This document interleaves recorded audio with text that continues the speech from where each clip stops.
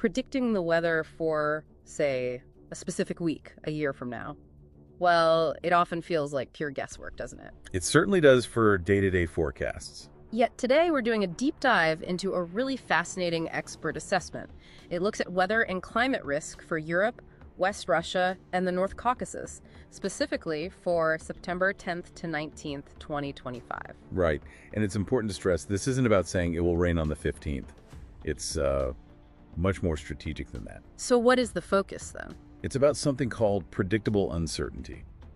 Basically, anticipating the kinds of extreme events that become much more likely in that window, even if we can't pin down the exact timing. Okay, predictable uncertainty. And this assessment points to a high probability of, well, anomalous conditions. Think heat waves, maybe severe storms, across that whole region. And digging into these trends is, I think, a real shortcut for you, the listener, to get properly informed about potential high-impact scenarios, especially with the climate changing so fast. Absolutely. The climate reality is changing.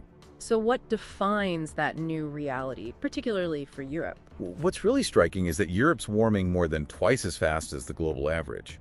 Land temperatures are up somewhere between 2.12 and 2.19 degrees Celsius since 1991. Compared to a global average of just over 1 degree? Exactly. It's a significant difference. And it's not just this slow, gradual thing. It's actually, fundamentally changing atmospheric dynamics. Things like the North Atlantic Oscillation are becoming more extreme. Which drives a lot of the weather patterns. It does. And it amplifies these effects. So, looking ahead, the seasonal outlook for autumn 2025 already suggests much of Europe could be 0.75 to 1 degree Celsius warmer than average. Okay. And critically, there's this projection of persistent negative soil moisture, basically really dry ground, especially in places like the British Isles and Central Europe. Dry ground, warmer temperatures, that really makes you rethink what a typical September looks like, doesn't it? It has to. Take Moscow as a sort of indicator for European Russia. In September 2024, maximum daytime temperatures hit 24 Celsius. Which is way above the long-term average of about 16 Celsius. Way above. And rainfall, almost none. That pre-existing dryness is a key factor. Does past experience show how much that dryness matters? Oh, definitely. The devastating 2010 Russian heat wave is a stark example. Temperatures got up to 38.2 Celsius. That's incredibly high. It was. Tragically, an estimated 14,000 people died, and the economic losses were around $15 billion.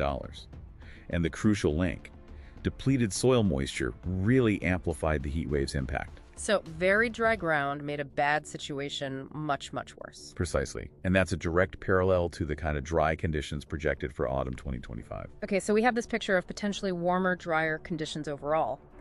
But the assessment also mentions, well, it seems like a paradox, an increased risk of severe storms and heavy rain. How does that work? Yeah, that's a really critical point. It seems counterintuitive, right? Drier overall, but bigger storms. The thing is, while the total amount of rainfall might decrease over the season, the intensity of individual rain events is going up.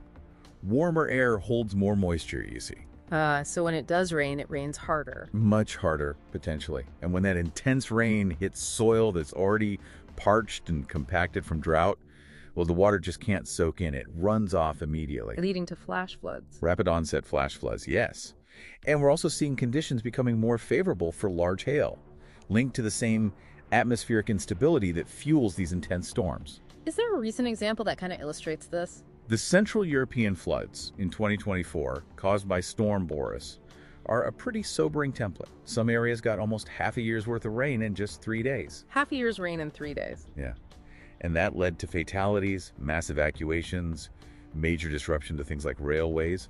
It shows what just one powerful system can do, even within a season that might otherwise be drier than average. So it's not just one threat then, it's how they combine. That's the biggest risk, really. These simultaneous threats.